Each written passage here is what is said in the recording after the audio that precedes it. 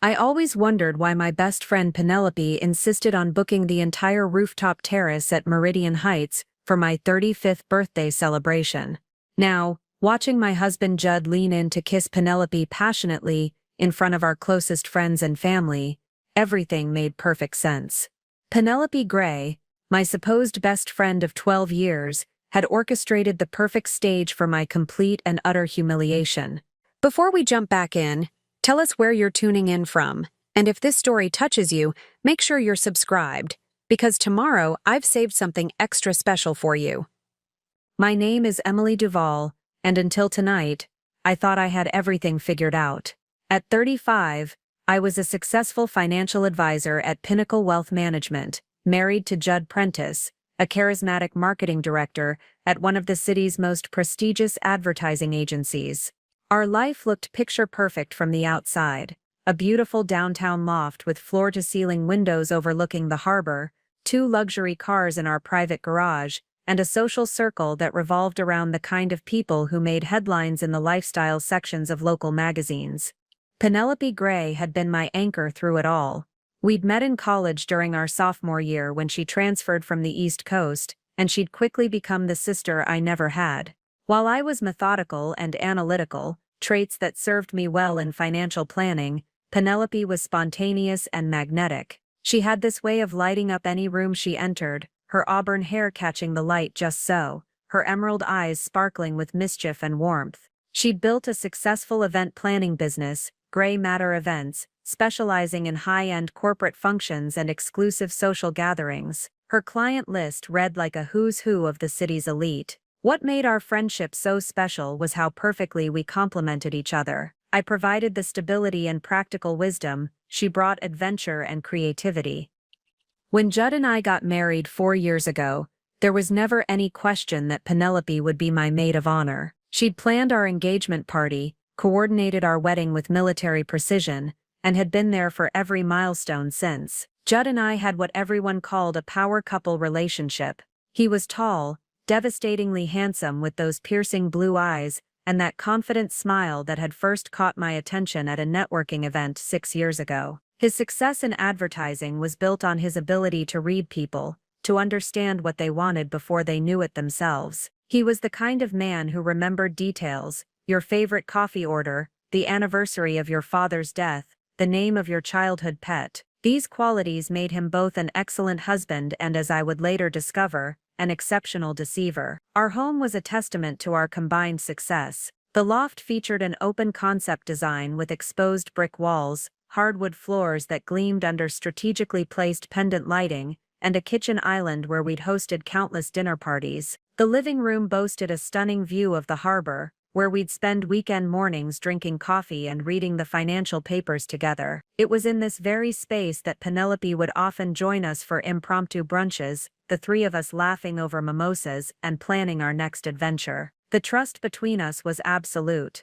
Penelope had her own key to our loft. She'd earned it after house-sitting during our honeymoon to Italy. She knew the alarm code, where we kept the spare car keys, and had access to our shared calendar for coordinating social events. More intimately, she knew our relationship dynamics, our inside jokes, our vulnerabilities. I'd confided in her about everything: my occasional insecurities about Judd's female colleagues, my fears about starting a family, my struggles with my demanding mother who lived 3 hours away in the suburbs. 3 weeks before my birthday, Penelope had approached me with uncharacteristic intensity. We were having our usual Wednesday evening wine and tapas at Bellacorda, a cozy Spanish restaurant that had become our regular spot. The autumn evening was crisp, and she was wearing a burgundy cashmere sweater that brought out the gold flecks in her eyes. "Emily," she'd said, reaching across the small table to grab my hand, "I want to do something really special for your 35th. This is a milestone birthday, and you deserve to be celebrated properly." I'd laughed, taking a sip of the Tempranillo she'd ordered. "Pen, you know I'm not big on grand gestures. A dinner party at home would be perfect. Maybe 20 people, good food, nothing too elaborate." But she'd shaken her head, her expression serious in a way that was unusual for her. "No, absolutely not. You always downplay yourself, Em. You've worked so hard this year: the promotion to senior advisor, the Morrison account success, Everything. Let me handle this. Trust me. The word trust hung in the air between us, and I'd smiled, squeezing her hand back. Okay, but nothing too crazy. You know how Judd feels about over-the-top events. Oh, don't worry about Judd, she'd said, her voice carrying an odd note I couldn't quite identify at the time. I'll make sure he's completely on board with everything. In hindsight, the signs were there, but they were so subtle, so perfectly disguised as normal behavior, that I missed them completely. Penelope began spending more time at our loft, often arriving early for our planned activities and staying late into the evening. She'd engage Judd in lengthy conversations about his work, asking detailed questions about his current campaigns and clients. At the time, I'd been pleased by their growing friendship, happy that two of the most important people in my life were developing their own connection. Judd, meanwhile, had become increasingly interested in fitness, joining a new gym downtown that Penelope had recommended. He'd started dressing differently too, more expensive cologne, tailored shirts that emphasized his broad shoulders, a new haircut that made him look younger and more polished. When I'd complimented him on these changes, he'd smiled and said he wanted to step up his game professionally. You inspire me to be better, Em, he'd said one morning, as he adjusted his new silk tie in our bedroom mirror. Watching you succeed makes me want to match your level of excellence. Their text messages became more frequent too. I'd noticed Judd's phone lighting up with notifications from Penelope throughout the evening, and when I'd ask about it, he'd casually explain that she was coordinating birthday party details and wanted to keep everything perfect for me. She's really going all out, he'd said one night, as we were getting ready for bed. The woman has a spreadsheet for everything. I can see why her business is so successful. As my birthday approached, the excitement in our social circle was palpable. Penelope had been tight-lipped about the details, only revealing that the party would be held at Meridian Heights, an upscale rooftop venue known for hosting the city's most exclusive events. The location alone suggested that this wouldn't be the intimate gathering I'd requested, but when I'd expressed concern about the expense, Penelope had waved me off. Don't worry about money, Em. This is my gift to you, my expertise, my connections, everything. Just show up and be beautiful. The night before my birthday, Judd had seemed unusually nervous. He'd paced around our loft, checking his phone constantly, and had gone to bed early, claiming he wanted to be well rested for the celebration. I'd attributed his behavior to work stress and the pressure of the upcoming party. Thank you for being so supportive of Penelope's plans, I'd whispered to him, as we lay in the darkness. I know elaborate parties aren't your thing, but it means everything to me that you're embracing this. He'd kissed my forehead softly, his lips lingering longer than usual. Anything for you, Em. You deserve the world. Those words would echo in my mind hours later, as I watched that same mouth betray me in the most public and devastating way possible. The morning of my 35th birthday dawned crisp and clear, with October sunlight streaming through our floor-to-ceiling windows. Judd had woken me with coffee in bed, and a small wrapped box containing a delicate silver bracelet with a single diamond charm. For the birthday girl, he'd said, his blue eyes twinkling as he fastened it around my wrist. Something beautiful for someone beautiful. Penelope had arrived mid-morning with a garment bag and an arsenal of beauty products, declaring that she was going to personally ensure I looked absolutely stunning for the evening. As she bustled around our bedroom, setting up what looked like a professional makeup station, I felt a surge of gratitude for her friendship. Pen, this is too much, I'd protested, as she began laying out what appeared to be hundreds of dollars worth of cosmetics. Nothing is too much for you, Emily, she'd replied, her voice warm but her eyes holding something I couldn't quite read. Tonight is going to be unforgettable. And as I prepared to step into what I believed would be a celebration of my life and achievements, I had no idea that she was absolutely right, though not in the way either of us had originally planned. The evening air was crisp with that October bite that made the city lights sparkle more brilliantly against the darkening sky. Judd and I arrived at Meridian Heights at 7:30 sharp, fashionably late as Penelope had instructed. The building itself was a monument to modern luxury, 30 floors of glass and steel rising from the heart of the financial district, with the exclusive rooftop terrace, accessible only by private elevator. As we stepped out of the elevator onto the terrace, I gasped, despite myself. Penelope had transformed the space into something out of a fairy tale. Preparing and narrating this story took us a lot of time, so if you are enjoying it, subscribe to our channel. It means a lot to us. Now back to the story. Thousands of twinkling lights were strung overhead, creating a canopy of stars against the city skyline. Tall glass vases filled with white orchids and eucalyptus adorned every surface, their elegant stems catching the warm glow of strategically placed candles. The harbor stretched out below us, its dark waters reflecting the lights from the surrounding buildings like scattered diamonds.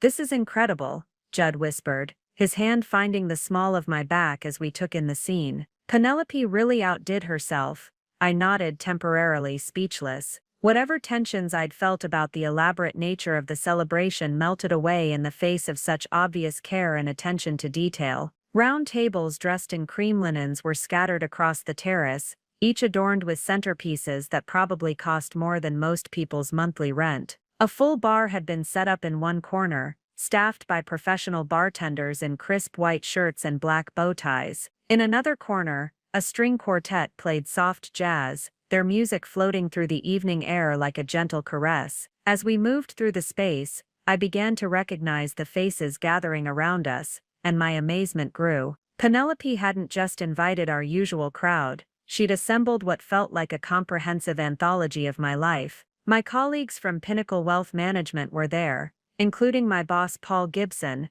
a notoriously difficult man to impress who rarely attended social functions. My college roommate Lucy had flown in from Denver, her presence a complete surprise that brought tears to my eyes. "Lucy, I can't believe you're here," I exclaimed, embracing her tightly. "Are you kidding? Miss Emily Duval's 35th birthday extravaganza." Penelope made it very clear that my attendance was non-negotiable. Lucy laughed, her familiar warmth flooding through me. "Besides, someone needs to make sure you actually enjoy your own party instead of networking the whole time." My family was there too. My parents had driven down from their suburban home. My younger brother Charlie had taken time off from his residency at the hospital, and even my notoriously antisocial Uncle Emmett had made an appearance. The sight of them all together, dressed up and clearly excited to celebrate with me, created a warm bubble of happiness in my chest. But it wasn't just family and close friends. Penelope had somehow managed to invite clients whose portfolios I managed, people from Judd's advertising agency, members of our country club, and what appeared to be half of the city's young professional network. The guest list was a carefully curated representation of our entire social and professional ecosystem. Penelope herself was in her element, gliding through the crowd in a stunning emerald silk dress that hugged her curves perfectly and complemented her auburn hair, which was styled in an elegant updo that showcased her graceful neck. She wore the diamond earrings I'd helped her pick out for her own birthday last year, and they caught the light every time she turned her head, which was often. She seemed to be everywhere at once, greeting guests, directing the catering staff, ensuring every detail was flawless. "Emily, darling," she called out as she approached us, her arms outstretched for an embrace. "You look absolutely radiant. That dress is perfect on you." I looked down at the navy blue cocktail dress she'd helped me select during a shopping trip the previous weekend. It was more form-fitting than my usual style, with a subtle shimmer that caught the light as I moved. At the time I'd worried it was too attention-grabbing, but Penelope had insisted. "It's your birthday, Em. You should be the most beautiful woman in the room," she'd said, while we stood in the boutique's fitting room. "Trust me, this dress will make Judd fall in love with you all over again." Now, seeing how the dress moved in the evening light, how it complemented the diamond bracelet Judd had given me that morning, I was grateful for her insistence. I felt beautiful, confident, ready to be celebrated. "Pen, this is beyond anything I could have imagined," I said, squeezing her hands. "Thank you for making this so special." "Oh honey, the night is just getting started," she replied, her emerald eyes sparkling with what I interpreted as excitement, but would later recognize as anticipation of a different kind. "I have some surprises planned that I know will make this absolutely unforgettable." As the evening progressed, I noticed that Judd seemed increasingly restless. He'd started the night with his usual social charm, working the room with the practiced ease of someone who made his living understanding people and their motivations. But as more guests arrived, and the party hit its stride, he became more withdrawn, checking his phone frequently, and scanning the crowd with an intensity that seemed out of place at a birthday celebration. "Everything okay?" I asked him during a brief moment when we found ourselves alone by the bar. "Of course," he said quickly, his smile not quite reaching his eyes. "Just making sure everything's perfect for you. This is a big night." He ordered us both champagne, Dom Perignon, which I noticed with a mixture of gratitude and concern. The evening was already expensive enough without adding $200 bottles of champagne to the tab, but when I started to protest, Judd silenced me with a kiss on the cheek. "It's your 35th birthday, Em. Some occasions call for the good stuff." As he handed me the flute, I noticed his hands were slightly trembling. When I mentioned it, he laughed it off as excitement and the crisp evening air, but something in his demeanor felt off-kilter, like a piano that was just slightly out of tune, not wrong enough to be immediately obvious, but enough to create an underlying discord. What I didn't realize at the time was that I was watching a carefully choreographed performance unfold around me. Penelope moved through the party with the precision of a conductor leading an orchestra, positioning people with seemingly casual conversations, creating natural groupings that would provide the perfect audience for what was to come. She'd placed my parents at a table with a clear view of the central area where the bar and string quartet were positioned. My colleagues from work were scattered throughout the space, but all with sightlines to the same general area. Even the catering staff seemed to be following some invisible script, ensuring that drinks were refilled and appetizers circulated at precise intervals. "Your friend is remarkable," commented Mrs. Chloe Prentice, Judd's mother, as she joined me near the terrace railing. "The attention to detail, the guest coordination, she's turned event planning into an art form." I beamed with pride at the compliment. "She really is amazing. I'm so lucky to have her in my life." Mrs. Prentice studied me with the sharp intelligence that had made her a successful real estate developer. "You two have quite a bond. It's rare to see female friendships that deep and trusting." 12 years of friendship will do that," I replied, raising my champagne glass to toast the sentiment. "We've been through everything together." "Everything," she repeated, her tone thoughtful. "That's quite a foundation." At the time I took her words as a celebration of female friendship. Later I would remember the odd inflection in her voice, and wonder if she'd seen something I'd missed. As 9 o'clock approached, I could sense a shift in the party's energy. Conversations became more animated, laughter grew louder, and there was a feeling of anticipation in the air, as if everyone was waiting for something significant to happen. Penelope had mentioned earlier that she'd planned some special surprises for the evening, and I assumed we were building toward the traditional birthday toast and cake cutting. Judd had disappeared briefly, claiming he needed to make a quick business call, but I'd seen him talking intensely with Penelope near the elevator. When he returned, his nervous energy had transformed into something else, a kind of determined focus that reminded me of how he looked before presenting a major campaign to a client. "Ladies and gentlemen," Penelope's voice rang out across the terrace as she moved to the center of the space, somehow commanding attention without raising her voice. If I could have everyone's attention for just a moment.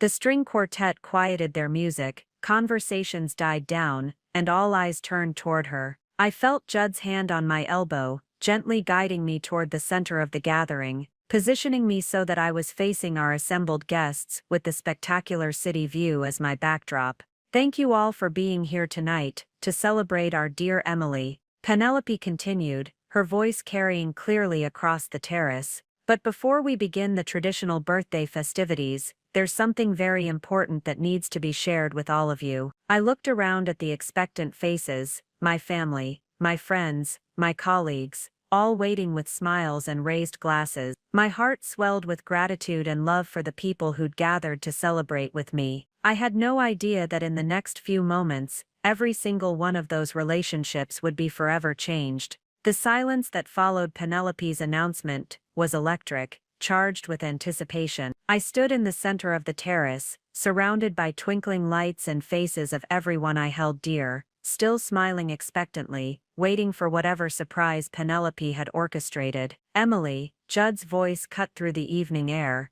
and I turned toward him with curiosity. His blue eyes held an intensity I'd never seen before, determination mixed with something that looked almost like regret. "Before we celebrate another year of your life, there's something I need to say." My heart fluttered with excitement. Maybe this was all an elaborate setup for some grand romantic gesture. The setting was certainly perfect for something momentous. "You've been an incredible wife," Judd continued, his voice carrying across the silent terrace. "4 years of marriage, and you've supported every dream, every ambition, every goal I've set for myself." Around us, guests smiled, some women getting that soft romantic look that appeared during displays of marital devotion. My mother had her hand pressed to her heart, eyes glistening with what I assumed were tears of joy. But sometimes, Judd's voice took on a different quality, harder somehow. Life takes us in directions we never expected. Sometimes we discover things about ourselves that we never knew existed. The first cold finger of doubt traced down my spine. This didn't sound like romance anymore. "What I've discovered," Judd continued, "is that love doesn't always follow the rules we set for it. Love doesn't always respect the boundaries we think are sacred." My champagne flute suddenly felt heavy. I glanced at Penelope, seeking reassurance, but what I saw made my stomach lurch. She wasn't confused by Judd's strange speech, she was watching him with rapt attention, emerald eyes bright with anticipation. "Emily, you deserve honesty," Judd said. "You deserve to know that for the past 8 months, I've been living a lie. We've been living a lie." 8 months. The number hit me like a physical blow. 8 months meant this had started when he'd joined that new gym, when he'd started dressing differently. 8 months ago, Judd continued, I discovered what it means to feel truly, completely alive with another person. I turned slowly, following his gaze, and saw Penelope stepping forward from her position near the bar. She moved with graceful confidence, but now there was something different, something triumphant and possessive, I'd never seen before. "What Judd is trying to tell you," Penelope said, her voice carrying easily across the silent terrace, "is that we've fallen in love, Emily. Real, honest, passionate love." The words hit like a physical blow. My champagne flute slipped from nerveless fingers, shattering against the terrace floor. The Dom Perignon spread across the polished surface, like a golden stain. "We never meant for this to happen," Penelope continued, moving closer to Judd. "But the heart wants what it wants, and denying it would be a disservice to everyone involved." I watched in horrified fascination as she reached his side, as his arm curved around her waist with practiced ease. They fit together perfectly, her height complementing his, her auburn hair stunning against his navy suit. They had the natural harmony of a couple that had been together much longer than 8 months. "The weekend business trips," I heard myself say. "The new cologne, the gym membership." "Yes," Judd said simply, relief in his voice. "All of it, Em. We've been trying to find the right way to tell you, the right time, the right place. And you thought my birthday party was the right time." The words came out sharper than intended. "We thought you'd want to hear it here, surrounded by everyone who loves you," Penelope said, words perfectly calculated to sound caring while delivering maximum damage. "We thought having all your support system here would help you process this news."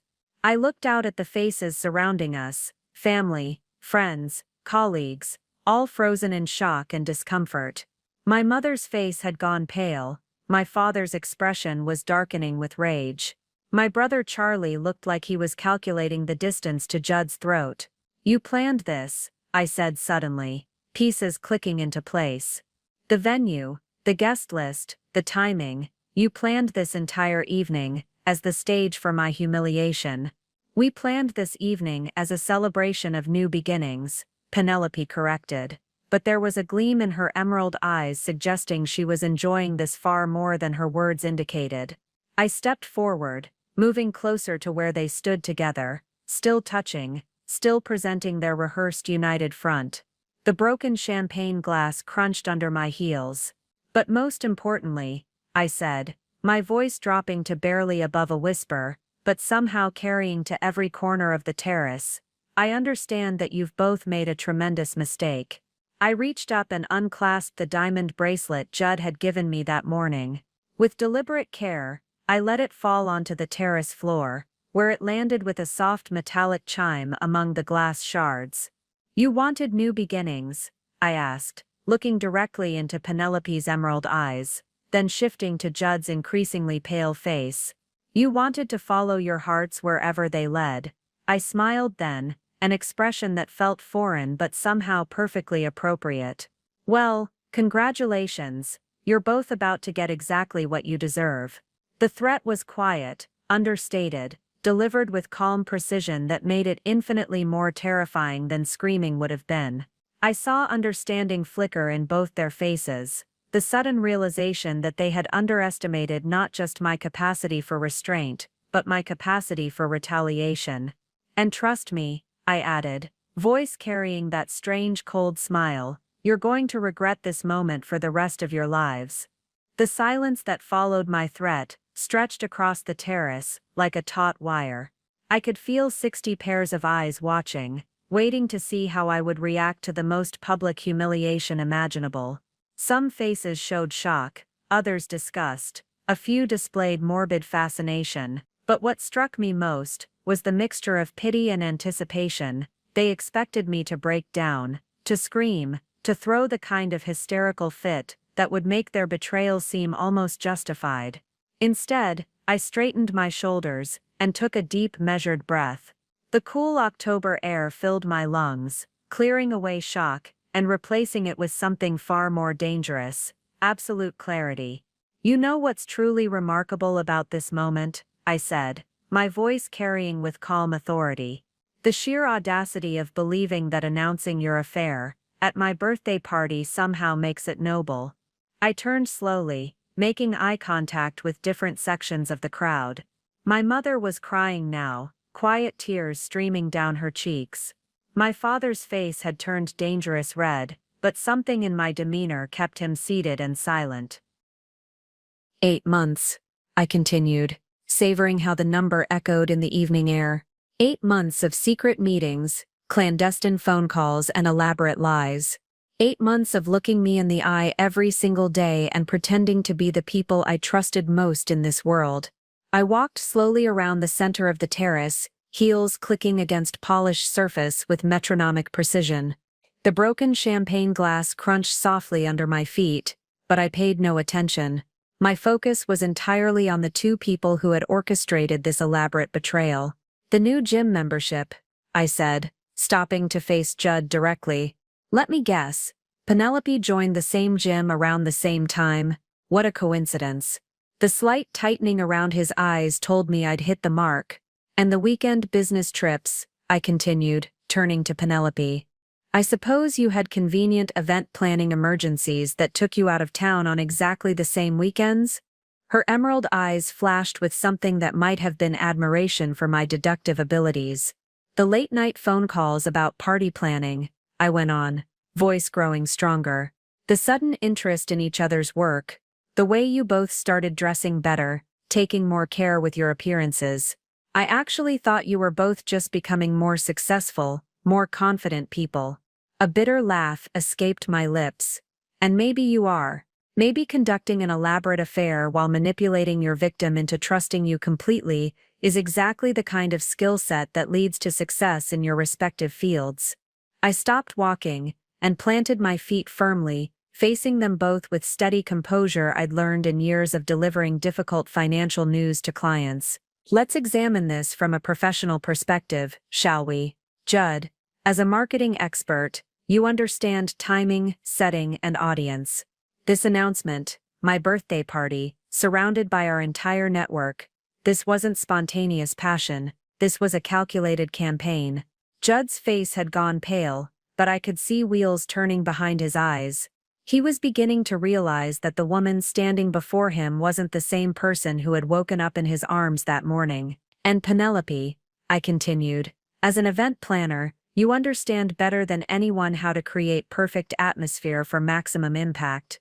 The venue, the guest list, the timing, this entire evening was designed not just to celebrate my birthday, but to provide the ideal stage for my humiliation. I gestured broadly at the elaborate setup around us, twinkling lights, perfect floral arrangements, carefully positioned tables that ensured everyone had a clear view of where we now stood. The question is, did you plan this as my birthday party, and then decide it would make the perfect backdrop for your announcement, or did you plan the announcement first and work backwards to create the perfect setting for it? But let's set aside the professional analysis, I said, tone shifting to something more intimate. Let's talk about what this really cost. I reached into my evening purse and pulled out my phone, scrolling through it with deliberate slowness. The text messages I sent you, Penelope, asking for advice about my marriage when I sensed Judd was pulling away.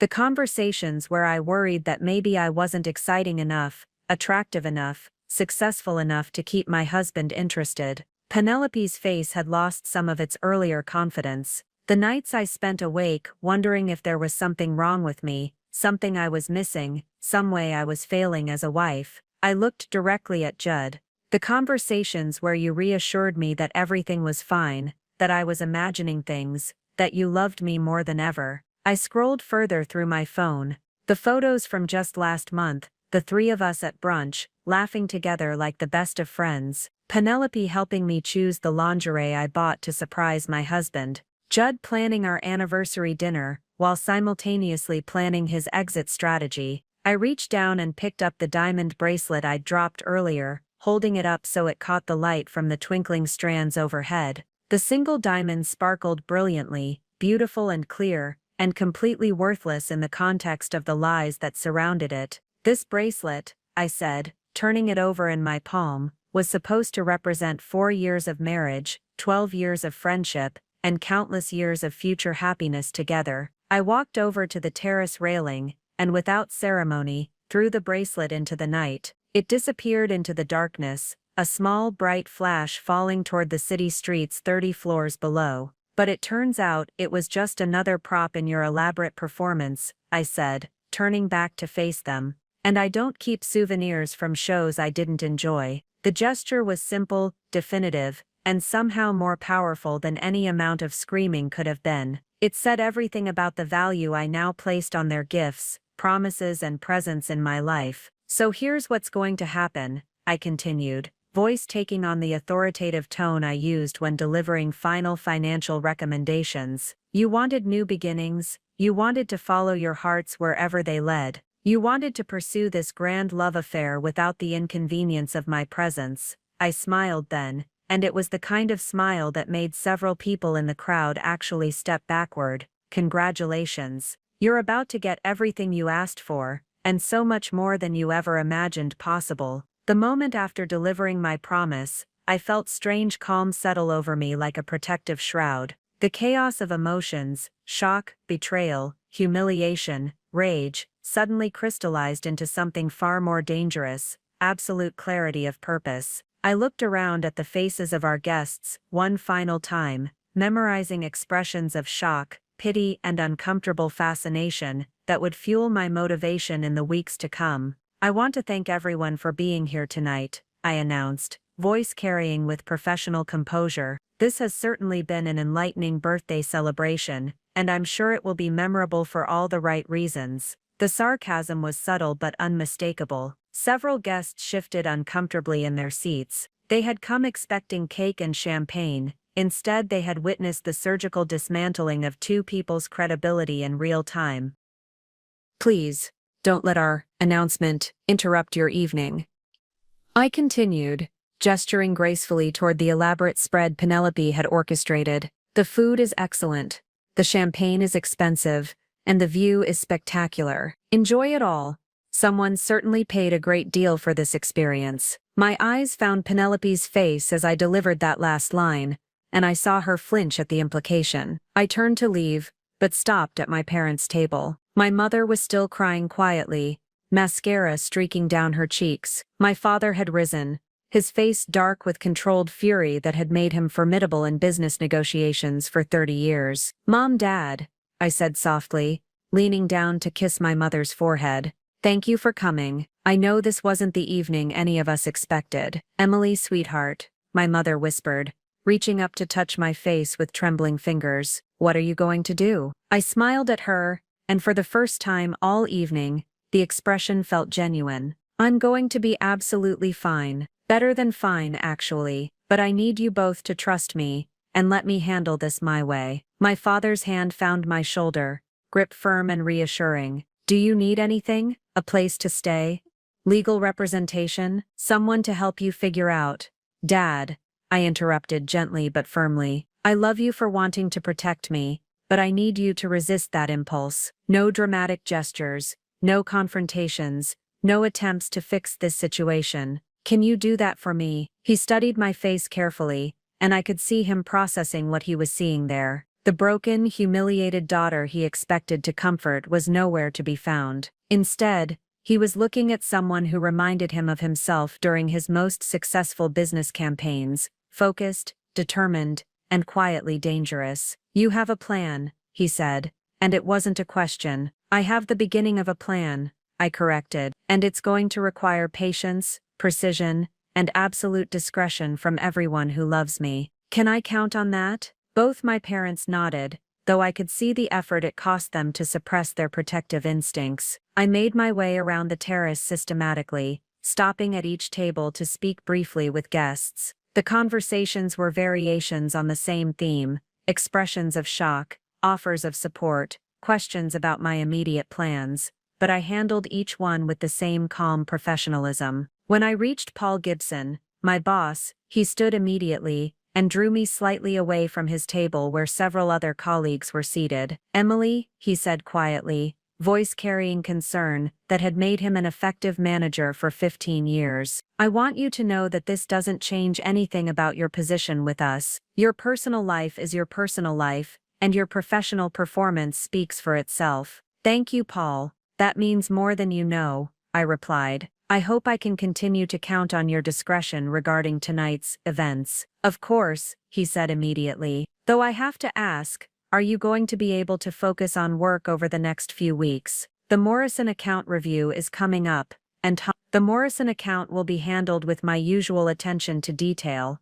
I interrupted, and something in my tone made him take a step back. If anything, I think you'll find my focus has become remarkably sharp recently. He studied my face, processing the same thing my father had recognized. This wasn't a woman falling apart. This was a woman who had just discovered exactly what she was capable of. The elevator ride down 30 floors gave me exactly enough time to begin mentally cataloging everything I would need to handle in the immediate aftermath. Financial accounts, living arrangements, professional considerations, legal implications. The list was extensive, but manageable. I had built a career on managing complex financial situations. This was simply a different kind of portfolio that needed restructuring. Instead of driving to the loft I had shared with Judd for 4 years, I pointed the car toward downtown until I found an upscale hotel. The Grand Harbor Hotel wasn't far from our home, but it might as well have been on another planet. Here I could think clearly without the ghosts of our shared life haunting every corner.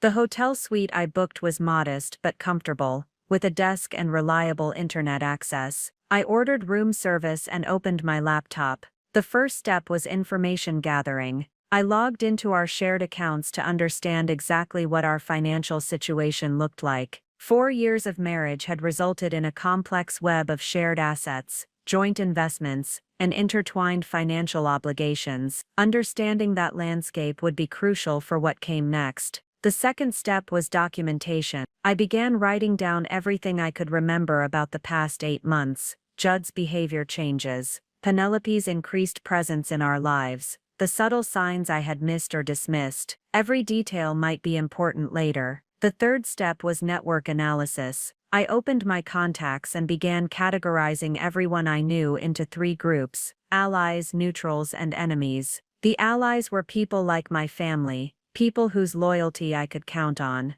The neutrals were professional contacts and casual acquaintances who would likely remain uninvolved. The enemies were Judd and Penelope, obviously, but also anyone whose loyalty they might be able to claim in the coming conflict. As I worked through these tasks, I felt something fundamental shift inside me. The Emily who had woken up that morning, trusting, optimistic, perhaps naively confident in the stability of her life, was gone. In her place was someone harder, more calculating, and infinitely more dangerous. This new Emily understood that Judd and Penelope had made a critical error tonight. They had assumed that public humiliation would leave me broken and defenseless. Instead, they had given me something far more valuable: absolute moral authority, and the complete sympathy of everyone who mattered.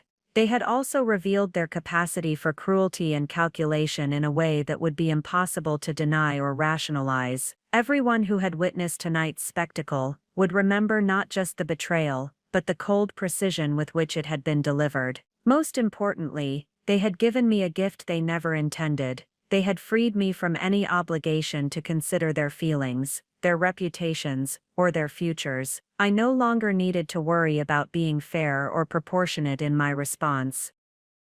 As I closed my laptop and prepared for what would likely be a sleepless night, I realized that tomorrow would mark the beginning of a new chapter in my life. And unlike the ending they had tried to write for me tonight, this chapter would be entirely under my control.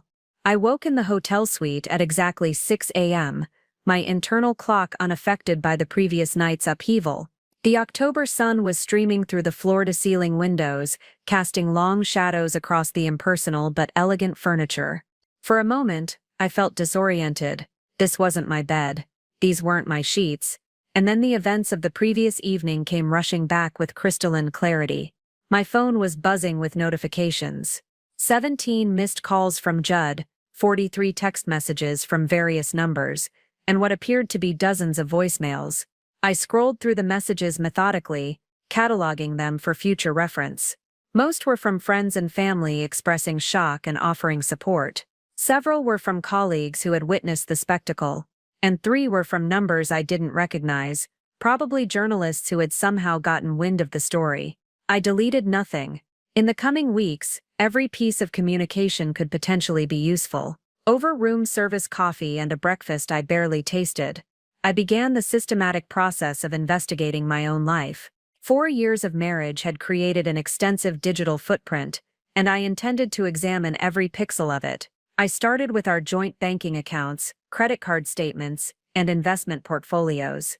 What I found was a pattern of financial behavior that had been invisible to me when I trusted the people involved, but now stood out like neon signs in the darkness. Unusual charges to restaurants I'd never been to, hotel bookings that coincided with Judd's supposed business trips, and gym memberships that I now realized had been paid for with our joint credit card.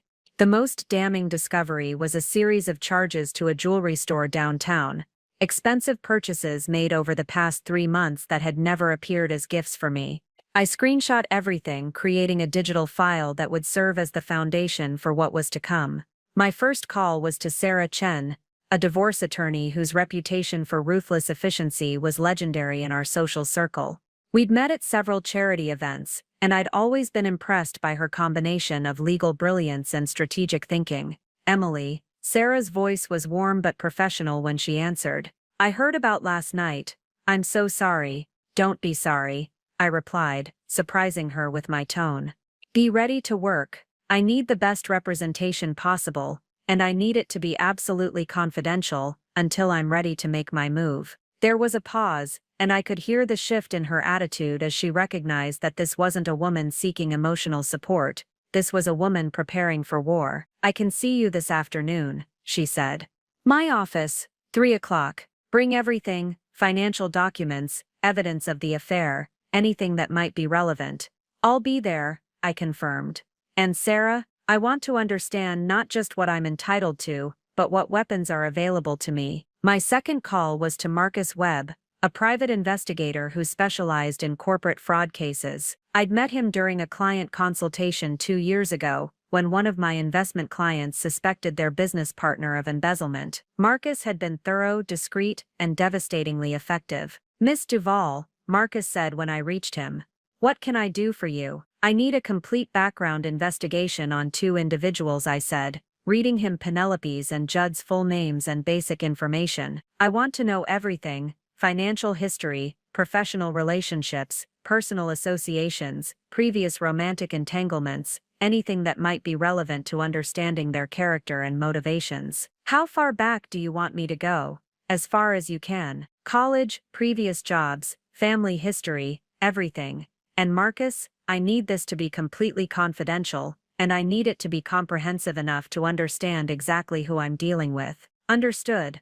I'll have preliminary findings for you within 72 hours. While waiting for my afternoon appointment with Sarah, I turned my attention to social media archaeology. Both Judd and Penelope were active on various platforms, and their digital behavior over the past 8 months would tell a story they probably hadn't realized they were writing. I created a timeline of their posts, comments, and interactions, looking for patterns that would reveal the progression of their relationship. What I found was a masterclass in digital deception, carefully crafted posts that maintained the illusion of normalcy while hiding their growing connection. The most revealing discovery was a series of liked posts and comments that showed they'd been monitoring each other's activity far more closely than either had monitored mine. Restaurant recommendations that appeared on both their feeds, vacation destinations they'd both researched, even books and movies they'd both engaged with, all creating a digital breadcrumb trail of their shared interests and secret communication. My next priority was protecting my assets and establishing my financial independence. I called my bank and arranged to open individual accounts, transferring my personal funds and ensuring that my salary would be deposited separately going forward.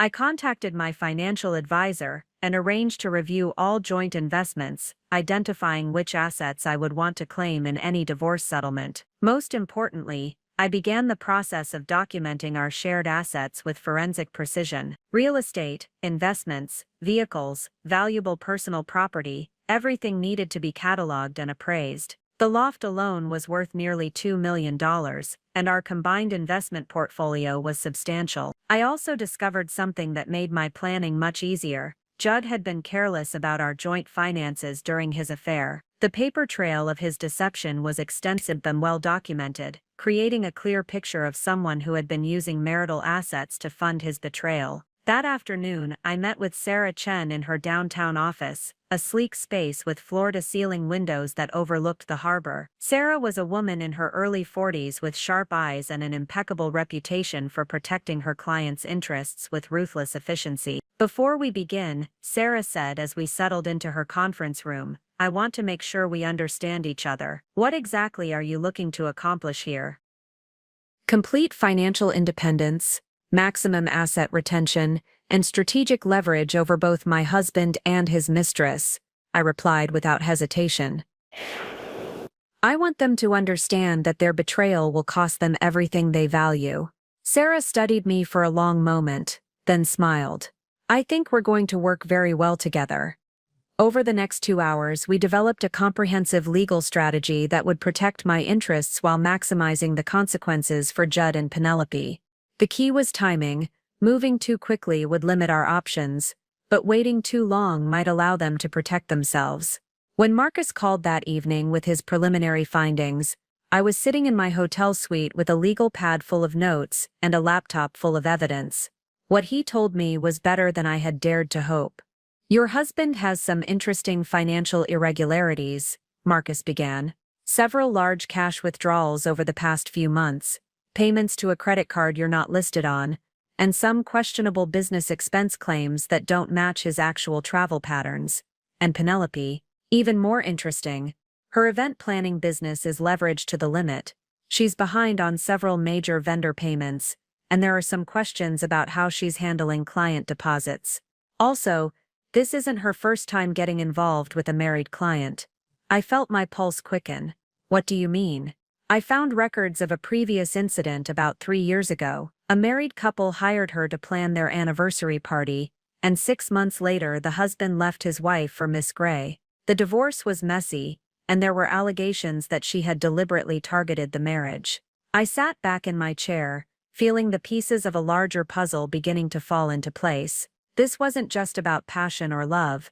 This was about a pattern of behavior that suggested something far more calculating than either Judd or Penelope had admitted. Keep digging, I told Marcus. I want to know everything about that previous case, and I want to know if there are any others. As I hung up the phone, I realized that my situation was even better than I'd initially thought. I wasn't just dealing with two people who had betrayed me, I was dealing with two people who had made a career of deception and manipulation, and unlike their previous victims, I was going to fight back. 3 days after my birthday party, I made my first calculated move. I had spent those 72 hours gathering intelligence, consulting with legal counsel, and preparing the groundwork for what was to come. Now it was time to begin the systematic dismantling of everything Judd and Penelope had built their lives upon. My target was Judd's professional reputation at Sterling and Associates, the prestigious advertising agency, where he served as senior marketing director. I had intimate knowledge of his current campaigns, his client relationships, and most importantly, his recent ethical shortcuts that he thought no one had noticed. The Morrison Hotel Group account was Judd's pride and joy, a multi-million-dollar contract that had elevated his status within the agency. What the Morrison executives didn't know was that Judd had been inflating his expense reports for months, billing personal charges as business expenses, and using their account to fund his affair with Penelope. I compiled every piece of evidence I'd gathered: credit card statements showing romantic dinners, billed as client meetings, hotel charges for weekend getaways, claimed as research trips, and even spa services for two that had been categorized as team-building exercises. The paper trail was extensive and damning. Then I made an anonymous call to Morrison's chief financial officer, a meticulous woman named Jennifer Walsh, whom I'd met at several industry events. I provided her with specific dates and amounts to investigate, couching my tip as coming from a concerned party who values the integrity of business relationships. Within 24 hours, Sterling and Associates received a formal inquiry from Morrison Hotel Group requesting detailed documentation of all expenses charged to their account over the past year. The request sent shockwaves through the agency, as Morrison represented nearly 30% of their annual revenue. I watched from my office at Pinnacle Wealth Management as the crisis unfolded. Through my network of professional contacts, I learned that Judd had been called into emergency meetings with the agency's partners. His expense reports were being scrutinized with forensic intensity, and the discrepancies were becoming impossible to explain. The beauty of this approach was its deniability. I hadn't made any false accusations or fabricated evidence. I had simply directed attention to Judd's own actions. His betrayal of his employers mirrored his betrayal of our marriage, and the consequences would be entirely of his own making. My phone buzzed with a text from Judd. We need to talk. Something's happening at work and I think someone is trying to sabotage me. Please call me." I deleted the message without responding. The time for conversation had ended the moment he chose to announce his affair at my birthday party. While Judd dealt with his professional crisis, I turned my attention to Penelope's business empire. Gray Matter Events appeared successful from the outside, but Marcus Webb's investigation had revealed a company teetering on the edge of financial collapse. Her cash flow was entirely dependent on client deposits, which she was using to pay existing vendor debts, a classic Ponzi scheme structure that would collapse the moment clients started demanding refunds. I began with her upcoming events, starting with the Blackwood Foundation Gala, a high-profile charity event scheduled for the following month. The Blackwood family was old money, conservative and extremely particular about their public image. They also valued loyalty and discretion above all else, qualities that Penelope had just demonstrated she lacked. I arranged a lunch meeting with Margaret Blackwood, ostensibly to discuss investment opportunities for the foundation's endowment. During our conversation, I casually mentioned that I'd recently learned some disturbing information about event planners who had been known to target married couples and deliberately break up families for their own gain. "It's such a violation of trust," I said, sipping my wine with perfect composure. "When you hire someone to celebrate your marriage or anniversary, you never expect them to be plotting its destruction." Margaret's expression grew stern. "Are you suggesting that someone in our circle engages in such behavior?" "I wouldn't presume to name names," I replied carefully. "But I've heard some very concerning stories about event planners who make a habit of seducing married clients. There was apparently a recent incident where such a person announced their affair with a married man at his wife's birthday party. Can you imagine the cruelty of that timing? The seed was planted. Margaret Blackwood had built her reputation on supporting only the most ethical vendors and service providers. The suggestion that her chosen event planner might be someone who destroyed marriages would be intolerable to her sense of propriety. My next strategy involved leveraging the social networks that Penelope had spent years cultivating. The society ladies who formed the backbone of her client base were incredibly influential, but they were also intensely competitive and surprisingly vindictive when they felt betrayed. I began making strategic appearances at charity luncheons, gallery openings, and social events where I knew I would encounter Penelope's key contacts. I didn't gossip or spread rumors. I didn't need to. My mere presence as the wronged wife was enough to spark conversations and speculation. At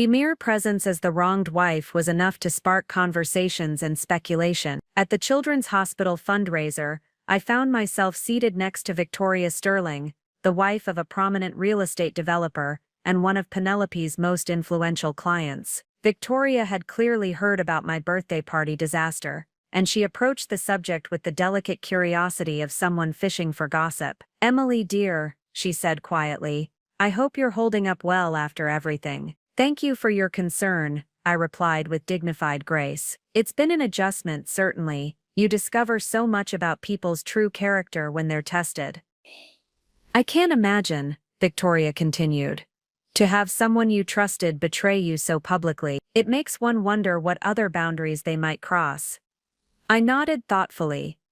Trust is such a fragile thing, isn't it? Once broken, it affects every relationship. I find myself questioning whether someone capable of such deception in their personal life might be equally unreliable in their professional dealings. The implication was subtle but clear: if Penelope could betray a 12-year friendship, what other ethical boundaries might she be willing to cross with clients? By the end of the week, the effects of my opening moves were becoming visible. Morrison Hotel Group had suspended their contract with Sterling and Associates, pending a full investigation of billing irregularities. The agency's partners were conducting their own internal audit, and Judd's position had become precarious. Meanwhile, Margaret Blackwood had quietly begun asking questions about Penelope's previous events and client relationships. When she learned about the incident 3 years ago involving another married couple, she was horrified. The Blackwood Foundation gala contract was terminated within days, citing irreconcilable differences regarding vendor standards. Other clients began following suit. The charity circuit was small and incestuous, news traveled fast, and reputation was everything.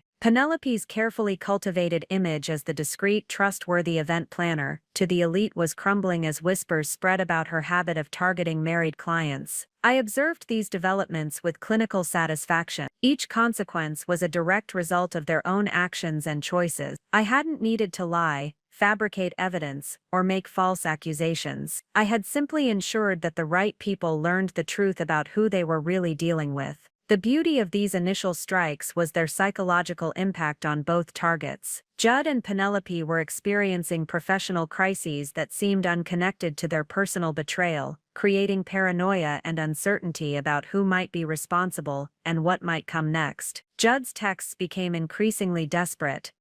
Please talk to me. I know you're angry, but this isn't just about us anymore. My entire career is being destroyed over some accounting discrepancies. I need to understand what's happening." Penelope tried a different approach, calling my office directly. "Emily, I know you hate me right now, but we need to discuss this situation rationally. There are forces at work here that are bigger than our personal drama. Can we meet for coffee?" I responded to neither of them. The time for rational discussion had passed the moment they chose public humiliation as their method of communication. Now they would learn that actions have consequences, and those consequences would continue to mount until they understood the true cost of their betrayal. As I reviewed the progress of my first week's work, I felt a deep satisfaction. This was only the beginning, but the foundation was solid. I had damaged their professional reputations without appearing vindictive, created financial pressure without seeming petty, and established a pattern of consequences that would only accelerate in the weeks to come. They had underestimated the woman they were dealing with, and that mistake would prove to be their undoing. 2 weeks after my birthday party, the pressure I had systematically applied to Judd and Penelope's professional lives was beginning to show visible results. Sterling and Associates had placed Judd on administrative leave, pending the completion of their internal investigation. The Morrison Hotel Group contract, worth nearly $3 million annually, had been officially terminated, sending shockwaves through the advertising industry. I monitored these developments from my temporary office space, a serviced corporate suite I had rented under my maiden name. From here I could orchestrate my campaign without the emotional weight of our shared home haunting my decisions. The space was sterile, functional, and perfect for the methodical work I was conducting. Penelope's situation was deteriorating even more rapidly. The Blackwood Foundation cancellation had triggered a cascade of other contract terminations as word spread through the tightly connected network of high society event planners. The Peninsula Club had pulled their annual charity auction, the Morrison family had canceled their daughter's wedding, and 3 corporate clients had requested immediate refunds of their deposits. But the real blow came when Margaret Blackwood took her concerns directly to the Better Business Bureau and the State Licensing Board. Armed with documentation of Penelope's pattern of targeting married couples, Margaret filed formal complaints that would require official investigations and public records. My investigation into Penelope's business finances had revealed a house of cards that was now collapsing with stunning velocity. Gray Matter Events operated on a razor-thin cash flow model, using new client deposits to pay existing vendor bills. With 3 major clients demanding immediate refunds totaling over $200,000, Penelope was facing immediate bankruptcy. Through my network of financial contacts, I learned that she had been forced to take out a personal loan against her downtown condo to cover the refunds. The interest rates were predatory, the terms were punitive, and the timeline for repayment was impossibly short. Within 6 months she would likely lose her home as well as her business. Judd's financial situation was becoming equally precarious. Without his Sterling and Associates salary, he was struggling to maintain his lifestyle and cover his portion of our joint expenses. Our mortgage payments, car loans, and credit card bills continued to accumulate, but his income had suddenly vanished. He was burning through his savings at an alarming rate, and his professional reputation was so damaged that finding new employment would be extremely difficult. The irony wasn't lost on me that their affair, which had been funded by our joint marital assets, was now costing them their individual financial security. While financial pressure mounted, I began phase 2 of my strategy: systematic social isolation. The charity circuit that had provided both Judd and Penelope with their professional networks was remarkably small and gossip-driven. A few strategic conversations with key influencers were all it took to ensure that their reputations preceded them wherever they went. At the Museum of Fine Arts Gala, I encountered Rebecca Thornton, the Society columnist, whose opinions could make or break social careers. Rebecca approached me with the predatory smile of someone who smelled a story. "Emily, darling," she purred, "you look absolutely radiant. How are you managing everything so gracefully?" "Thank you, Rebecca," I replied with practiced composure. "I've found that maintaining one's dignity in difficult circumstances is really just a matter of focusing on what truly matters: family, real friends, and honest relationship." The subtle emphasis on honest wasn't lost on Rebecca, whose column the following week would include a pointed observation about the importance of integrity in both personal and professional relationships, with specific references to recent scandals involving certain event planners and marketing executives. The advertising industry, like most professional sectors, operated on reputation and word-of-mouth recommendation. Judd's ethical breaches with the Morrison account had spread through the network like a virus, making him radioactive to potential employers. His former colleagues at Sterling and Associates were distancing themselves to protect their own careers, and his industry contacts were suddenly unavailable when he reached out for networking opportunities. I accelerated this process by ensuring that key decision-makers in the industry understood the full scope of Judd's misconduct.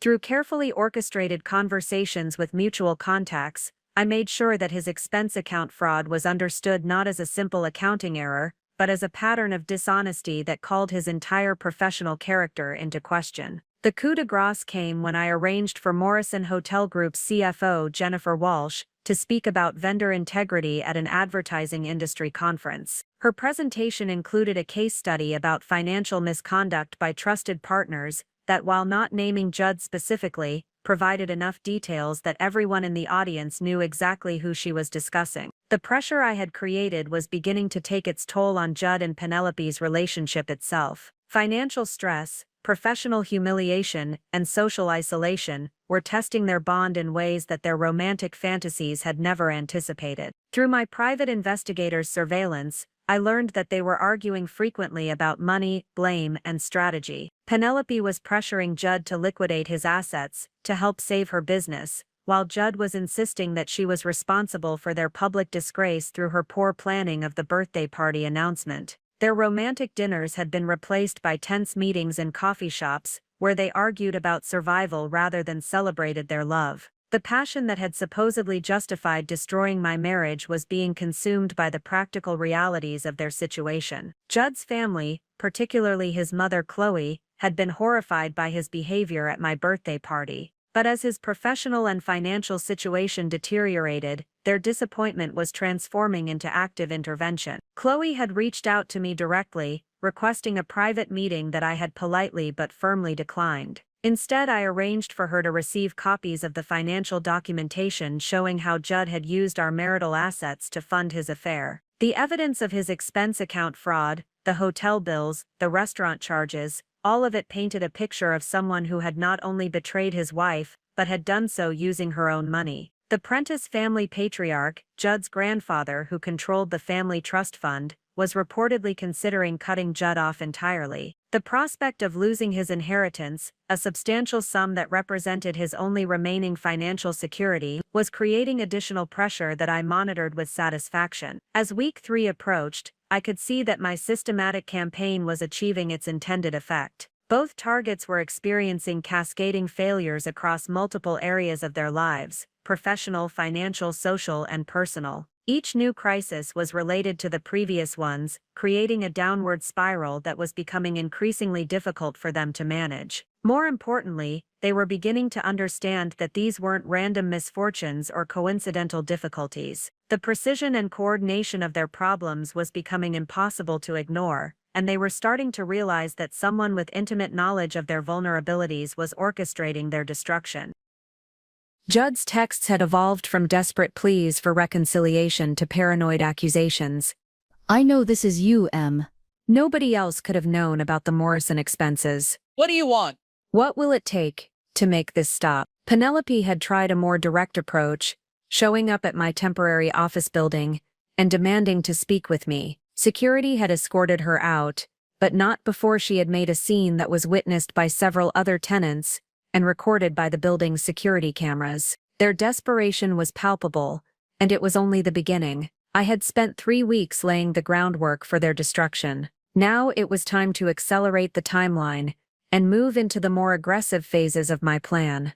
They had wanted to play games with my life and my emotions. Now they were going to learn that I was far better at games than they had ever imagined possible. By the 4th week after my birthday party, I had shifted my focus almost entirely to Penelope. While Judd's professional destruction had been swift and decisive, Penelope's downfall required more nuanced orchestration. Her business empire was built on relationships, reputation, and the illusion of exclusivity, all of which were more fragile than traditional corporate structures, and therefore more satisfying to dismantle. The state licensing board investigation that Margaret Blackwood had initiated was proceeding with bureaucratic thoroughness. I had supplemented their official inquiry with anonymous submissions of additional evidence, photographs from social media showing Penelope at romantic dinners with married clients, documentation of her pattern of targeting anniversary celebrations and relationship milestones, and testimonials from previous victims who had been hesitant to come forward until now. The most damaging revelation came when I located Rebecca Martinez, the wife from the previous incident, 3 years ago. Rebecca had been devastated by her husband's betrayal and Penelope's role in it, but had never pursued formal complaints due to shame and emotional exhaustion. With my encouragement and strategic support, she was now ready to tell her story publicly. Rebecca's account was devastating in its details: how Penelope had deliberately inserted herself into their marriage, created opportunities for private conversations with her husband, and systematically undermined Rebecca's confidence, while positioning herself as the understanding alternative. The pattern was identical to what had happened to me, confirming that Penelope's actions were calculated predation rather than spontaneous passion. Armed with Rebecca's testimony and documented evidence of Penelope's pattern of behavior, I crafted a carefully orchestrated media campaign designed to destroy her reputation permanently. I didn't need tabloid sensationalism. The story was compelling enough on its own. I started with Rebecca Thornton, the Society columnist whose opinions shaped elite social circles. Rebecca was always hungry for stories that combined scandal with moral outrage, and Penelope's predatory behavior toward married couples was perfect material for her audience. I'm hearing some very disturbing stories about certain event planners who target married couples, I mentioned during a chance encounter at the opera. Apparently there's a pattern of deliberately seducing married men during their anniversary celebrations and family milestones. It's beyond unethical, it's sociopathic. Rebecca's eyes lit up with predatory interest. Do you have specifics? I couldn't possibly name names, I said with perfect innocence. But I understand there are multiple victims who are finally ready to speak publicly about their experiences. Perhaps the real question is whether our community should continue supporting businesses that profit from destroying families. Within days, Rebecca's column featured a scathing exposé titled "The Predators Among Us: When Service Providers Become Home Wreckers." While carefully avoiding direct accusations, the article provided enough details about certain event planners that everyone in the industry knew exactly who was being discussed.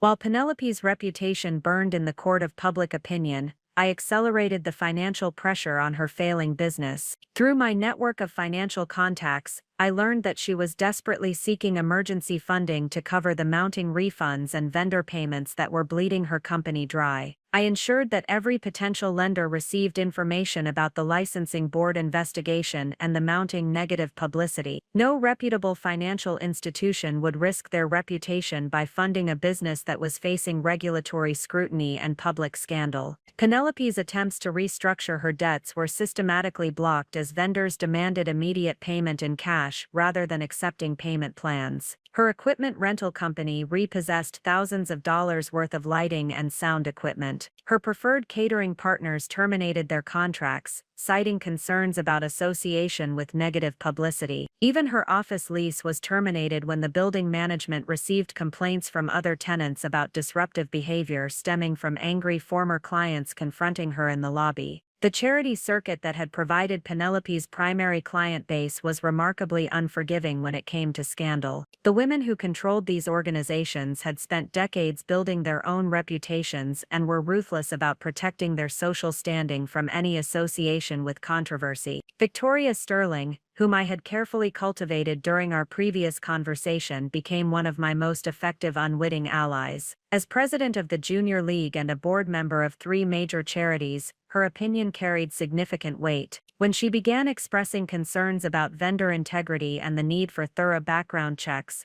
other organizations quickly followed her lead. The Peninsula Club, which had employed Penelope for 5 years, conducted an emergency review of their vendor relationships and terminated her contract, citing reputational concerns. The Chamber of Commerce revoked her membership. The Professional Event Planners Association launched their own ethics investigation that would likely result in her expulsion from the industry organization. The sustained pressure was taking a visible toll on Penelope herself. The confident magnetic woman who had orchestrated my public humiliation was being replaced by someone who looked increasingly desperate and unstable. Her social media presence, once carefully curated to showcase her glamorous lifestyle and successful events, had become erratic and defensive. She posted increasingly frantic messages defending her right to love and attacking vindictive people who can't accept that sometimes relationships end. These emotional outbursts only reinforced the perception that she was unfit for professional responsibilities and prone to dramatic instability. Her physical appearance was deteriorating as well.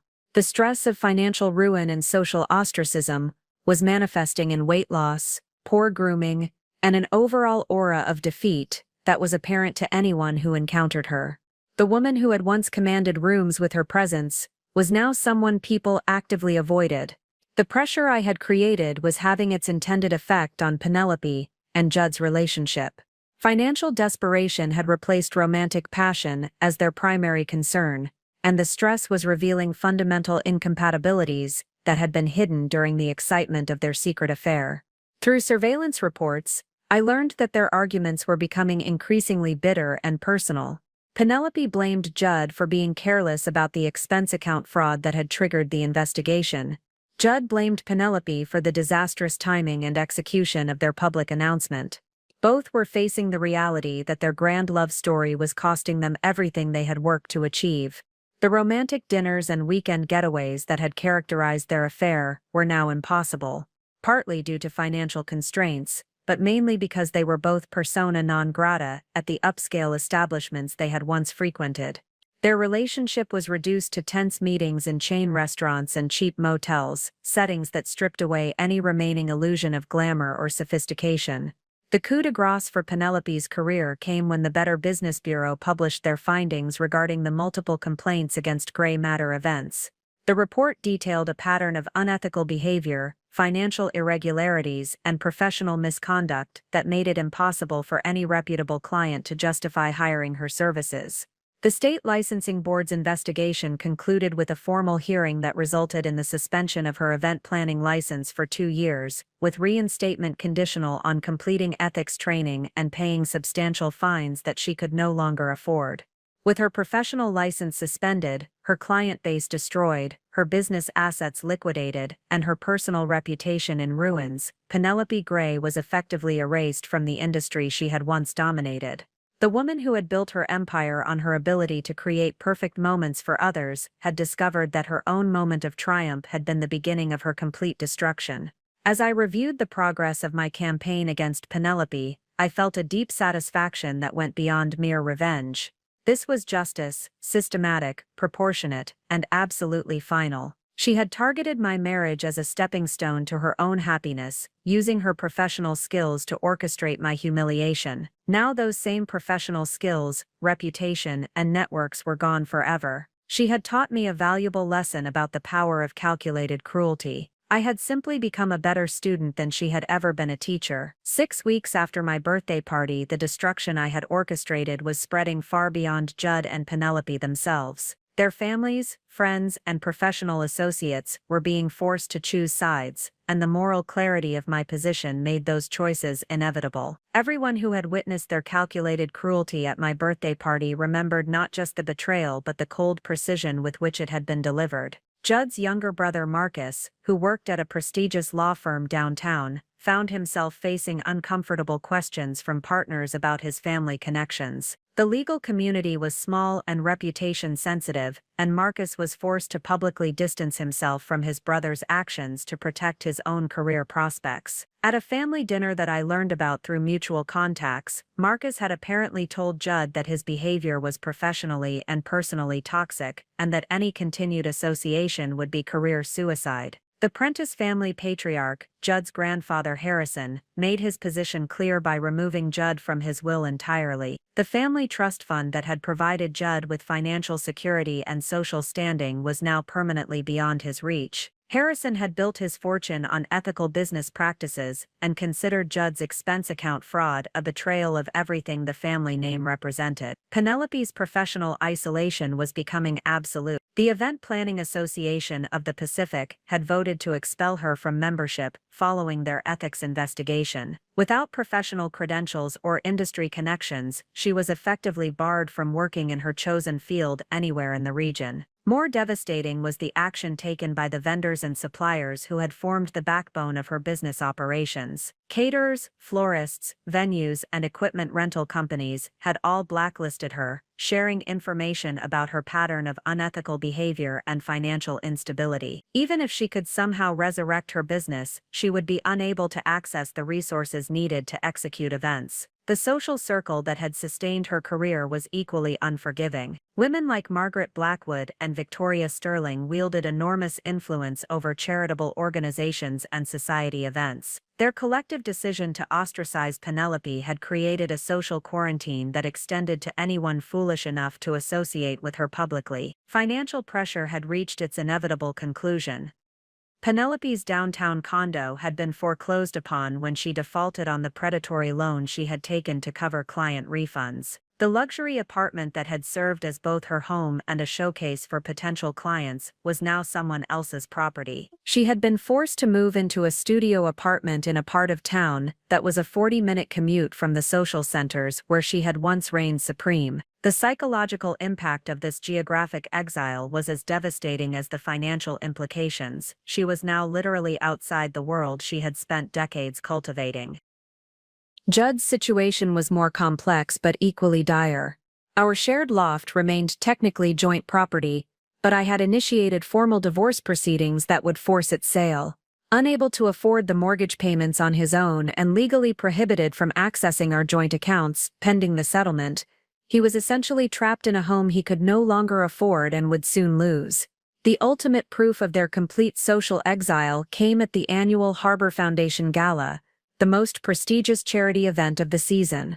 Both Judd and Penelope had been fixtures at this event for years, Judd as a corporate sponsor through Sterling and Associates, and Penelope as the preferred event coordinator for many of the attending families. This year, neither received an invitation. More pointedly, I attended as the guest of Paul Gibson, representing Pinnacle Wealth Management's continued commitment to charitable giving. My presence served as a stark reminder to the assembled elite about the consequences of betraying trust and violating social boundaries. The evening was a masterclass in social dynamics. I was embraced warmly by people who had witnessed my humiliation and now wanted to demonstrate their loyalty to the wronged party. Former mutual friends of Judd and Penelope approached me with careful expressions of support, each interaction serving to reinforce the community's collective judgment about who deserved sympathy and who deserved exile. As I moved through the elegant ballroom where I had once attended events with both of them, I realized that their absence was more powerful than their presence had ever been. They had become cautionary tales, examples of what happened when ambition and selfishness overrode basic human decency. 2 months after my birthday party, the consequences of my strategic campaign had taken on a life of their own. What I had begun as a calculated response to betrayal had evolved into an unstoppable avalanche of destruction that was consuming everything in its path. The precision of my initial strikes had triggered chain reactions that continued to devastate Judd and Penelope's lives in ways I hadn't even planned.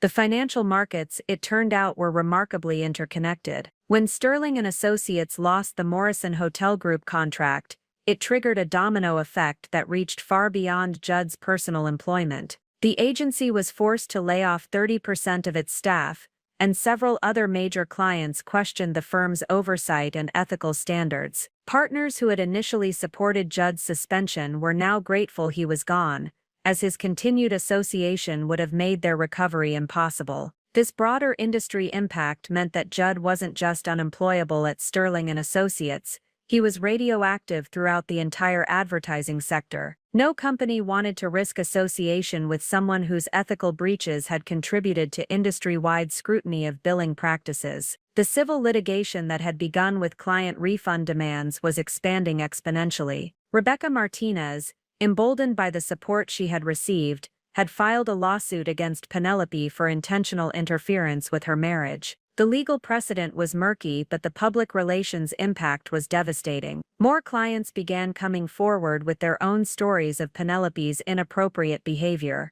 What had started as whispered gossip was becoming documented testimony in depositions and court filings. Each new case added weight to the pattern of predatory behavior that was emerging, making it impossible for Penelope to claim that her actions with Judd were isolated incidents driven by genuine emotion. The state licensing board's investigation had expanded beyond Penelope's individual conduct to examine the broader regulatory framework for event planning businesses. Her case was becoming a cautionary tale used to justify stricter oversight of vendor relationships and client interactions throughout the industry. The collateral damage to their families was becoming severe. Judd's parents, Harrison and Chloe Prentice, were facing social ostracism in their own circles. Country club memberships were quietly terminated, charity board positions were not renewed, and longtime friends began avoiding them at social events. The Prentice family name, built over 3 generations of ethical business practices, was now associated with scandal and moral failure. Penelope's elderly mother, who lived in an assisted living facility, was experiencing confusion and distress as former friends stopped visiting and staff members began treating the family differently. The social isolation was affecting her health, creating yet another layer of guilt and pressure that Penelope was struggling to manage. Even their professional associates were suffering consequences. Vendors who had worked closely with Penelope found their own reputations tainted by association. Catering companies that had relied on her referrals saw their business decline as clients questioned their judgment in partnering with someone of questionable ethics. What had begun as a society column story was now attracting attention from mainstream media outlets. The story had all the elements that journalists loved: wealth, betrayal, professional misconduct, and a wronged wife who had orchestrated an elegant revenge. Rebecca Thornton's initial column had been picked up by larger publications, each adding new details and expanding the scope of the scandal. A local television news program aired a segment about predatory service providers that featured Penelope's case as the primary example. While they were careful to avoid actionable accusations, the coverage included interviews with multiple victims and industry experts discussing the need for better consumer protection in the events industry. The online component was particularly brutal. Social media had amplified every aspect of the story, with amateur investigators adding their own research and commentary. Penelope's business was being dissected across multiple platforms, with users sharing screenshots of her past social media posts and analyzing them for evidence of her manipulative behavior. The banking industry's response to the expense account fraud had been swift and comprehensive. Not only was Judd facing criminal charges for his misuse of corporate credit cards, but financial institutions throughout the region had flagged him as a high-risk client. His personal credit rating had been destroyed, making it impossible for him to secure loans, mortgages, or even basic banking services. This financial blacklisting extended to anyone closely associated with him. Penelope found that her attempts to open new business accounts were being rejected due to her romantic relationship with someone under financial crimes investigation. The interconnected nature of their personal and professional lives, which had once seemed romantic, was now ensuring that each other's destruction was mutual and complete. The investigation had also revealed additional financial irregularities in both their backgrounds. Judd's expense account fraud was part of a larger pattern of financial misconduct that included tax evasion and insurance fraud. Penelope's business practices included several instances of client deposit misappropriation that bordered on embezzlement. 3 months after my birthday party, Judd and Penelope's relationship had disintegrated into something barely recognizable as the grand love affair they had proclaimed in front of 60 witnesses. The financial pressure, legal troubles, and social ostracism had stripped away every romantic illusion, leaving only two desperate people clinging to the wreckage of their former lives. Through Marcus Webb's continued surveillance, I learned that their arguments had escalated from bitter recriminations to genuine hostility. Penelope blamed Judd for being careless enough to get caught with the expense account fraud. Judd blamed Penelope for orchestrating the disastrous public announcement that had made their private affair a public scandal. Neither was willing to accept responsibility for the chain of events that had led to their mutual destruction. The studio apartment where Penelope was now living had become the setting for increasingly violent arguments. Neighbors had called police twice in the past month to respond to domestic disturbance complaints. The woman who had once glided through society events with perfect composure was now screaming profanities in a cheap apartment complex, while her former lover threatened to leave her entirely. The district attorney's office had filed formal charges against Judd for embezzlement, fraud, and tax evasion. The amount involved, over $200,000 in misappropriated funds, qualified as grand theft and carried a potential sentence of 5 to 10 years in prison. His court-appointed attorney had advised him that pleading guilty might result in a reduced sentence, but any conviction would permanently bar him from working in financial services or marketing. Penelope faced her own legal troubles as the investigation into her business practices expanded. Client deposit misappropriation charges were being prepared by the state attorney general's office, and the IRS had launched a comprehensive audit of her taxes for the past 5 years. The pattern of financial misconduct that emerged painted a picture of someone who had been systematically defrauding clients for years. The civil lawsuits were multiplying as well. Rebecca Martinez's interference case had inspired 3 other former clients to file similar suits. The damages being sought totaled over $1 million, money that neither Judd nor Penelope had any hope of paying. The comprehensive nature of their professional destruction had become clear as both attempted to find new employment. Judd's applications to advertising agencies, marketing firms, and even retail management positions were being rejected within days of submission. Background checks immediately revealed his criminal charges and professional misconduct, making him unemployable in any position requiring trust or financial responsibility. Penelope's attempts to rebrand herself in related industries, wedding planning, corporate events, even restaurant management were equally futile. The event planning industry was remarkably small and interconnected. Her reputation had spread to related fields through vendor networks and professional associations. Even businesses outside her immediate industry were hesitant to hire someone with her documented history of targeting clients' personal relationships. The psychological toll of repeated rejection was becoming visible in both of them. Marcus Webb's reports described two people who looked years older than their actual ages, showing signs of stress, depression, and what appeared to be substance abuse problems. The final death blow to their relationship came when Penelope attempted to secure employment by approaching some of Judd's former colleagues, hoping to leverage whatever remained of his professional connections. The humiliation of being rejected by people who had once been subordinates was too much for Judd's already fragile ego. Their confrontation, which took place in the parking lot of a chain restaurant where they could no longer afford fine dining, was witnessed by multiple customers who recorded portions of it on their phones. The video showed Judd screaming accusations of betrayal while Penelope sobbed and pleaded with him not to abandon her. "You destroyed everything," Judd's voice carried across the parking lot. "My career, my family, my entire life. All for what? Some fantasy about true love. Look around, Penelope. This is what your true love got us." Penelope's response was equally damaging. "You think this is my fault? You're the one who got caught stealing from your own company. You're the one who was too stupid to cover his tracks. I planned the perfect moment to announce our love, and you ruined it with your carelessness." Within days of their public confrontation, Judd had moved out of Penelope's studio apartment and into a homeless shelter downtown. His pride was still too intact to contact his family for help, and his criminal charges made him ineligible for most transitional housing programs. The man who had once lived in a $2 million loft was now sleeping on a cot in a room with 40 other men who had lost everything. Penelope's isolation became complete. Without Judd's presence, even fractured and hostile as it had become, she was entirely alone with the consequences of her actions. Her attempts to reach out to former friends were met with blocked phone numbers and returned letters.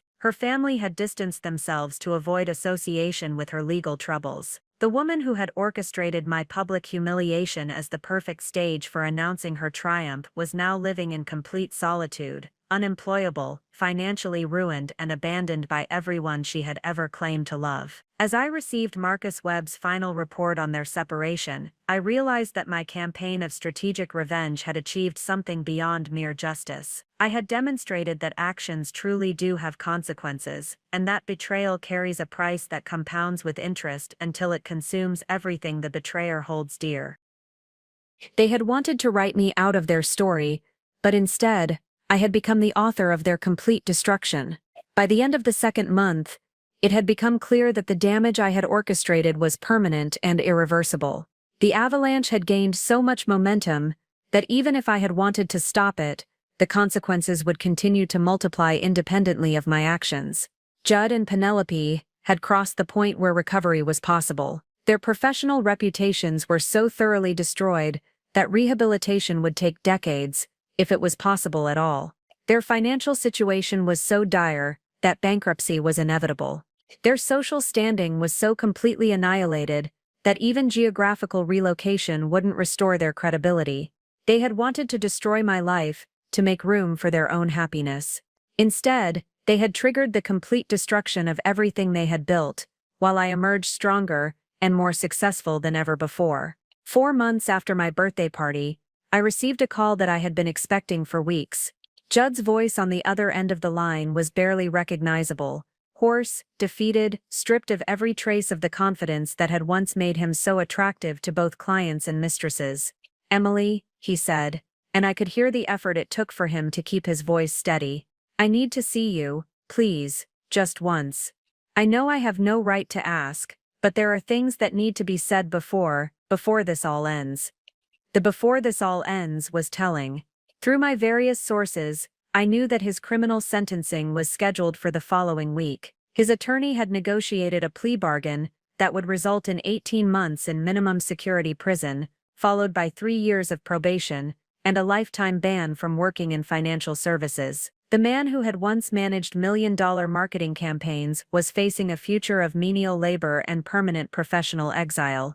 I suppose we could meet, I said, after a deliberate pause. Somewhere public, of course. I wouldn't want anyone to think I was being vindictive by meeting with you privately. The location I chose was symbolically perfect, the same restaurant where we had celebrated our engagement 6 years earlier. Le Bernardin had been the setting for what I thought was one of the happiest moments of my life. Now it would host what I knew would be the final conversation of our relationship. When I arrived at Le Bernardin that evening, I was struck by how much Judd had deteriorated in the months since I'd last seen him. The man sitting alone at our old corner table looked like a broken version of the person I had once loved. His expensive suit had been replaced by a cheap off-the-rack jacket that hung poorly on his diminished frame. His once perfect hair was unkempt, and his skin had the gray pallor of someone who wasn't sleeping or eating properly. "Thank you for coming," he said, as I took the seat across from him. "I wasn't sure you would. I'm curious to hear what you think we have left to discuss," I replied, maintaining the cool composure that had served me so well over the past 4 months. He stared into his coffee cup for a long moment before looking up at me. "I know it was you," he said quietly. "All of it. The Morrison investigation, the licensing board complaints against Penelope, the media coverage, everything. I know you orchestrated it all." I tilted my head slightly, neither confirming nor denying his accusation. "That's quite a conspiracy theory, Judd. Are you suggesting that I somehow forced you to commit expense account fraud? That I manipulated you into having an affair? That I made you announce your betrayal at my birthday party?" "No," he said, his voice dropping to almost a whisper. "You didn't make me do any of those things, but you made sure that everyone found out about them. You made sure that every mistake, every poor decision, every moment of weakness became public knowledge." He leaned forward, his eyes searching my face for some trace of the woman he had once been married to. "I understand why you did it. What we did to you was unforgivable. The way we announced it, the timing, the public humiliation, it was cruel beyond words." "Yes," I agreed calmly, "it was. But he continued, using the nickname that now sounded like a foreign language coming from his lips.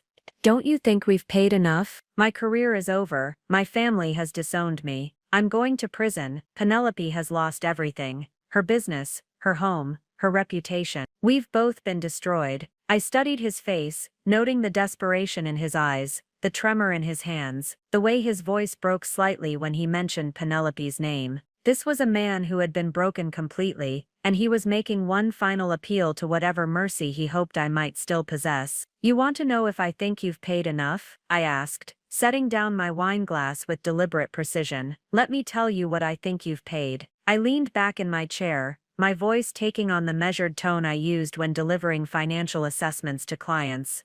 "You've paid the professional consequences of committing fraud. You've paid the social consequences of betraying people who trusted you. You've paid the financial consequences of living beyond your means and making poor decisions." His face was growing paler as I continued. "But what you haven't paid," I said, my voice dropping to match his earlier whisper, "is the emotional cost of what you did to me. You haven't paid for the nights I spent, wondering what was wrong with me. You haven't paid for the humiliation of having my marriage end in front of everyone I know. You haven't paid for the 12 years of friendship with Penelope that you both destroyed for your own gratification." I stood up from the table, gathering my purse with the same careful precision I had used to gather evidence against them both.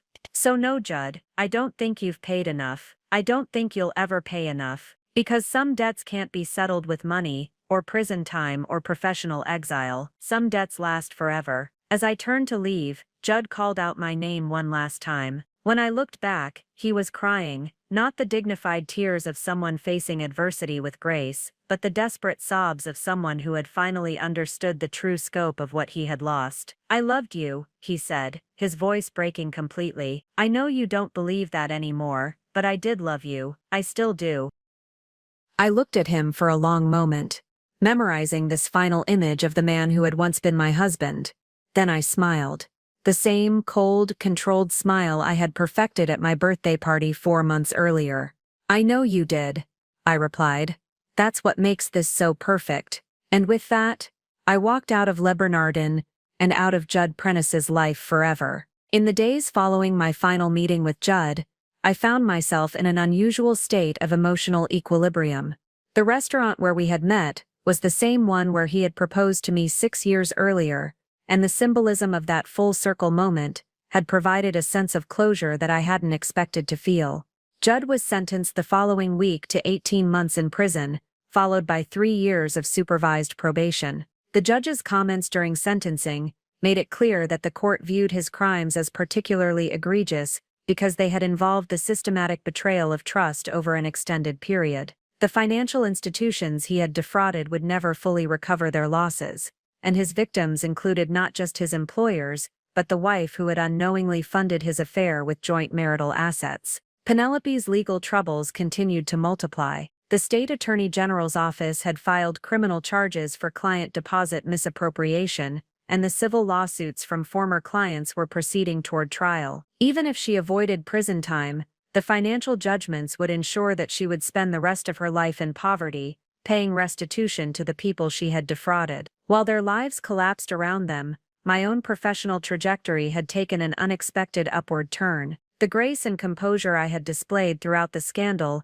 had impressed colleagues and clients alike. Paul Gibson had promoted me to senior partner at Pinnacle Wealth Management, a position that came with a substantial salary increase and equity stake in the firm. More importantly, my strategic thinking and crisis management skills had attracted attention from other firms. I was receiving offers from investment banks and financial consulting companies that recognized my ability to navigate complex professional and personal challenges with remarkable effectiveness. The irony wasn't lost on me that the same analytical skills I had used to destroy Judd and Penelope were now being rewarded with professional advancement. The methodical planning, strategic thinking, and flawless execution that had characterized my revenge campaign were exactly the qualities that made me valuable in high-stakes financial environments. My social standing had been completely transformed as well. The women who controlled the charity circuit and society events had embraced me as a symbol of dignified resilience in the face of betrayal. I was invited to serve on boards, chair committees, and host events in a way that would have been impossible when I was simply Judd's wife. Margaret Blackwood had personally recruited me to join the Harbor Foundation board, citing my exceptional character and strategic thinking as valuable assets to their mission. Victoria Sterling had made me her co-chair for the annual Children's Hospital fundraiser, a position that would give me significant influence over the social calendar and charitable priorities for the coming year. The shift in my social position was remarkable. I had gone from being a successful but somewhat invisible member of our community to being one of its most respected and influential figures. The betrayal that was supposed to diminish me had instead elevated me to a level of authority and respect that I had never previously enjoyed. Yet as I sat in my new corner office overlooking the harbor, reviewing the financial portfolios of clients who trusted me with their life savings, I found myself experiencing an emotion I hadn't anticipated: emptiness. The campaign of revenge that had consumed 4 months of my life was complete. Judd was in prison, Penelope was facing financial and legal ruin, and their relationship had been destroyed as thoroughly as my marriage had been. Justice had been served with mathematical precision, and the consequences had been proportionate to the betrayal that had triggered them. But now, with the immediate goal accomplished, I was forced to confront a more complex question: what came next? For 4 months, every decision I had made was focused on a single objective: the systematic destruction of the people who had betrayed me. My days had been filled with strategy sessions, intelligence gathering, and careful orchestration of consequences. The work had been consuming, intellectually stimulating, and deeply satisfying. Now that the work was complete, I was left with the realization that revenge, no matter how perfectly executed, was ultimately a finite goal. It could destroy what existed, but it couldn't create anything new to replace it. As I looked back on the woman I had been 4 months earlier, trusting, optimistic, perhaps naively confident in the stability of my relationships, I recognized that she was gone forever. The betrayal had killed her as surely as if it had been a physical assault, and what had emerged from that death was someone harder, more calculating, and infinitely more dangerous. This new version of myself was undeniably more successful, more respected, and more powerful than the woman who had walked into that birthday party expecting to celebrate another year of happiness. But she was also more isolated, more suspicious, and more aware of the capacity for cruelty that existed in both herself and others. The question that haunted my quiet moments was whether this transformation represented growth or loss. Had I become a better version of myself, stripped of naive illusions and equipped with a clearer understanding of human nature, or had I sacrificed something essential about my capacity for trust, love, and genuine connection? The answer, I was beginning to realize, would determine not just how I felt about my revenge, but how I would live the rest of my life. The envelope arrived on a Tuesday morning, delivered to my office by courier with my name written in handwriting I recognized, despite not having seen it in months. Inside was a single sheet of paper, expensive stationery that Penelope must have purchased before her financial collapse, containing just a few lines. "Emily, I know you'll never forgive me, and I'm not asking you to. I just want you to know that I understand now what I destroyed. Not just your marriage, but your trust in people, your belief in friendship, your faith in love itself. That's the real crime, and I'll carry that guilt for the rest of my life. I hope someday you can find happiness again. You deserve it more than anyone. Penelope." I read the letter twice, then placed it in the file folder that contained all the documentation of my campaign against them. It would be the final entry in that chapter of my life. 3 days later, I was surprised to receive a call from my assistant announcing that Mrs. Chloe Prentice was in the lobby, requesting a meeting. Judd's mother was the last person I expected to see, but curiosity compelled me to agree to the meeting. Chloe looked older than her 62 years, her elegant composure worn down by months of family scandal and social ostracism. She sat across from my desk with the careful posture of someone who was no longer certain of her welcome anywhere. "Thank you for seeing me, Emily," she said, her voice carrying a weariness that hadn't been there when I knew her as my mother-in-law. "I know I have no right to ask for your time. What can I do for you, Chloe?" I asked, maintaining professional courtesy while keeping my emotional distance. "I wanted to apologize," she said simply, "for my son's behavior, for the pain he caused you, for the way our family failed to raise a man who could honor his commitments, and I wanted to thank you." The last part surprised me. Thank you? For showing him the true consequences of his choices, for refusing to enable his behavior or make excuses for his actions, for demonstrating that betrayal carries a real price. She paused, gathering her thoughts. Judd needed to learn that lesson, even if it destroyed him in the process, perhaps especially because it destroyed him. After Chloe left, I spent the evening walking through the city streets, processing not just her words but the entire journey that had brought me to this point. 6 months ago, I had been someone else entirely, trusting, perhaps naive, certainly unprepared for the capacity for cruelty that existed in people I loved. The woman who emerged from that betrayal was undeniably stronger, more successful, more respected, but she was also lonelier, more guarded, more aware of the darkness that existed in human relationships. The question that had haunted me for weeks remained, was this transformation worth the price I had paid? As I walked past Le Bernardin, the restaurant where I had delivered my final judgment to Judd, I realized that the answer didn't matter. The woman I had been was gone, destroyed as completely as Judd and Penelope's lives had been. Mourning her was as pointless as mourning any other casualty of their betrayal. The next morning, I made a decision that surprised even me. I called Marcus Webb and terminated his services permanently. I deleted all the surveillance files, closed the investigation folders, and cleared out the evidence that had consumed so much of my time and energy. Then I did something I hadn't done in months. I made plans that had nothing to do with revenge, consequences, or justice. I called Lucy in Denver and accepted her long-standing invitation to visit. I scheduled a vacation to Italy, not the honeymoon destination I had visited with Judd, but a completely new itinerary that would create fresh memories. Most importantly, I began to consider what I wanted to build rather than what I wanted to destroy. At a charity board meeting the following week, I met Dr. Alexander Gray, a widowed trauma surgeon who approached relationships with the same careful attention to detail that I had developed. Our conversation was tentative but genuine, marked by the mutual recognition of two people who had been tested by life and emerged changed but not broken. 6 months after my birthday party, I understood that revenge had served its purpose. It had restored balance, taught necessary lessons, and demonstrated that actions truly do have consequences. But it had also revealed something more important: the capacity for both destruction and creation that exists within each of us. Judd and Penelope had chosen to use their power to destroy my life for their own gratification. I had responded by using my power to destroy theirs for my own justice. But now, with that chapter closed, I had the opportunity to choose what kind of power I wanted to wield going forward. The woman who had been betrayed at her birthday party was gone forever. The woman who had orchestrated perfect revenge was a part of my history, but the woman who would write the next chapter of this story, that woman was still being created, and she would be entirely under my control. Some endings are really beginnings in disguise. This was one of them. Up next, you've got two